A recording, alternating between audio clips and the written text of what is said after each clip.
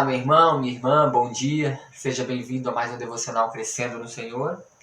Hoje, dia 1º de setembro, primeiro dia do mês, iniciamos o nosso mês de setembro, um mês onde a gente vai entrar no livro de Êxodo e também iniciamos o nosso mês de setembro finalizando as palavras de Jacó, as bênçãos finais de Jacó sobre os seus filhos. São exatamente 8 horas e 30 minutos dessa manhã e eu te convido para estar junto comigo. Se você puder compartilhar adiante, fique à vontade. Meus irmãos, a gente está na parte final, então, das bênçãos de Jacó. Jacó já abençoou os filhos de Lia, já abençoou e amaldiçoou, né, podemos dizer assim, os filhos de Lia. Deu a eles a perspectiva do plantio ao qual eles semearam. Já abençoou os filhos de Bila e os filhos de Zilpa. Sobrou quem? Sobrou os 2 filhos de Raquel. E fica bem claro para a gente, né, depois de todo esse estudo aprofundado e essa leitura, que os filhos de Raquel, eles eram os filhos prediletos do pai. E isso trouxe alguns problemas, né? Uma casa onde os filhos são tratados de maneira diferente e deixa-se claro a todos quem são os mais amados, com certeza é uma casa de contendas e confusões. É o que aconteceu na história de Jacó. A história de Jacó é uma história de grandes dificuldades e confusões, mas em tudo o Senhor deu vitória, tanto para Jacó quanto para seu filho José. E ele vai começar agora a falar sobre José. Vamos fazer a leitura então e a gente vai pausando e dando continuidade. José é um ramo frutífero junto à fonte. Seus galhos se estendem sobre o muro. Interessante, né? Salmo 1, versículo 3, né? A gente vai ver sobre isso. Estar plantado junto a ribeiros, ser um ramo frutífero. José é um ramo frutífero, porque onde José está, as coisas se modificam. José é vendido como escravo, vai parar na casa do governador, se transforma em guardião da casa ou governante da casa. José vai para a prisão, na prisão ele se torna chefe da prisão, do presídio. José sai da prisão, se torna governador do Egito. Aonde José está, a presença do Senhor faz com que ele multiplique, os frutos do seu trabalho aparecem. Isso é comigo, é contigo, é com qualquer um que serve ao Senhor na sua simplicidade. Pela árvore conhecereis os frutos. Os frutos da caminhada de José são frutos doces. São frutos que sustentam toda uma nação. Na continuidade, ele vai falar o seguinte, versículo 23. Os flecheiros lhe dão amargura e atiram contra ele e o aborrecem. Cuidado com as flechas de Satanás. Lembra das flechas de Satanás que Paulo vai fazer referência? Estejais protegidos para o dia mau, para as investidas do diabo, flechas inflamadas do nosso inimigo. José recebeu muitas flechas, de todos os lados, dos seus irmãos, primeiro dos seus irmãos.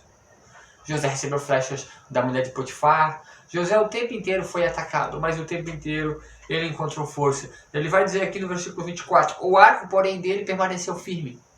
A sua força não está em si, mas sim da força do poderoso de Jacó, sim, pelo pastor e pedra de Israel.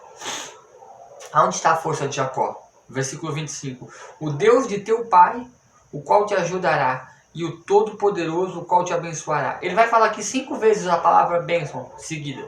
As bênçãos do alto céu, as bênçãos das profundezas, as bênçãos dos seios da tua mãe, as bênçãos do teu pai excederão as bênçãos dos meus pais.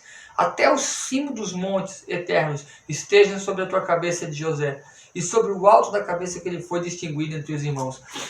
Palavra que o nosso irmão aqui, Jacó, pai da fé, profere sobre José, que José seria cabeça sobre todos os seus irmãos.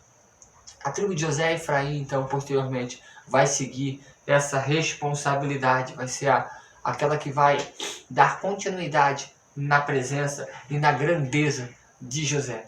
E aí a gente vai ver palavras sobre o último filho, né? Benjamim. A gente não encontra as mesmas palavras aqui sobre Benjamim. A gente encontra que tipo de palavra sobre Benjamim? Bem pequena, um versículo só. Benjamim é lobo que despedaça, pela manhã devora a presa, e à tarde reparte o despojo.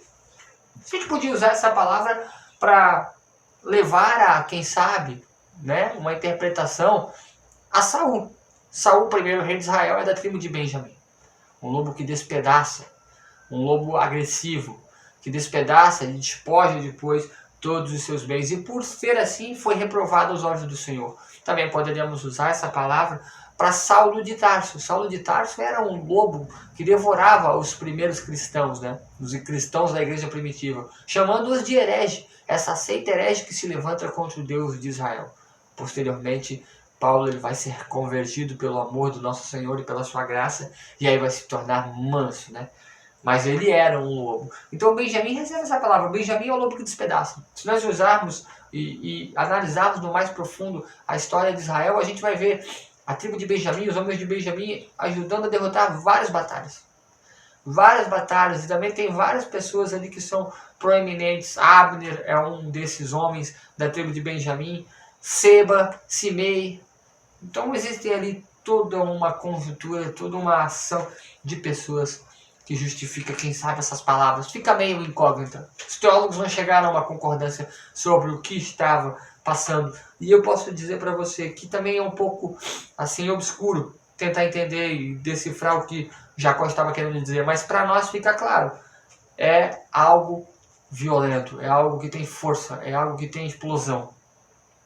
Versículo 28 em diante ele vai falar, são essas 12 tribos, isso que falou seu pai quando os abençoou, a cada um os abençoou, segundo a bênção que estava na sua proporção. Segundo a bênção que estava na sua proporção. Depois lhes ordenou dizendo, eu me reúno ao meu povo, me sepultai com os meus pais na caverna que está no campo, a caverna que está no campo de Macpela, junto ao Manre, a terra de Canaã, a qual Abraão comprou de Efron, aquele campo, e fez para ele posse e sepultura. Ali estão sepultados Abraão e Sara, também estão sepultados Isaac e Rebeca, e a sua mulher Lia.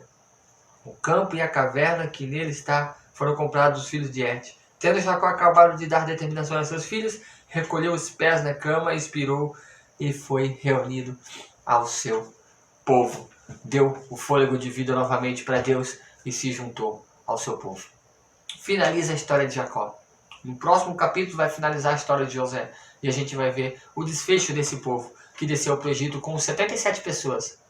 E vai se multiplicar de uma forma grandiosa, porque foi isso que Deus proferiu para Jacó. Farei de ti grande nação.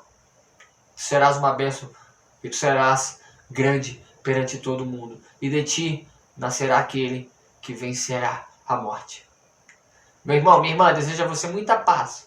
E que a graça do Senhor possa inundar o nosso coração nesse mês de setembro que está se iniciando. Deus te abençoe e até amanhã, em nome de Jesus.